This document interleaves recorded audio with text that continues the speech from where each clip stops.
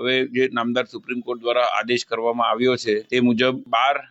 બાળકોના પરિવારજન અને તેમજ 2 શિક્ષિકાઓના પરિવારજન એમ કુલ 14 પરિવારોને વચ્ચે 1,20,00,000 રૂપિયા જે અત્યાર સુધી કોટિયા બંધુઓએ જમા કરાયેલા છે ફક્ત એટલા જ રૂપિયાની હાલ વહેંચણી કરવામાં આવશે અને બાકીની રકમ માટે હવે નામદાર સુપ્રીમ કોર્ટમાં સમગ્ર મામલો પહોંચ્યો છે। કોટિયા પ્રોજેક્ટ દ્વારા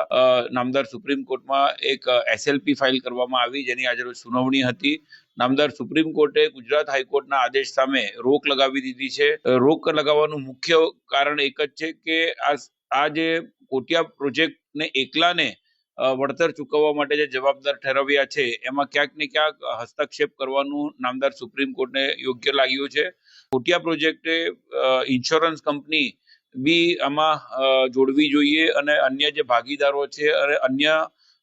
લોકો છે એ પણ આમાં જવાબદાર છે એ પ્રકારની અમને નામદાર ગુજરાત હાઈકોર્ટમાં રજૂઆત કરી હતી જે ગુજરાત હાઈકોર્ટ દ્વારા નકારવામાં આવી અને એટલા માટે જ નામદાર સુપ્રીમ કોર્ટ સમક્ષ જ્યારે હવે કોટિયા પ્રોજેક્ટ્સે અપીલ ફાઇલ કરી છે એના અનુસંધાને નોટિસ ઇસ્યુ કરીને હવે આવનાર દિવસોમાં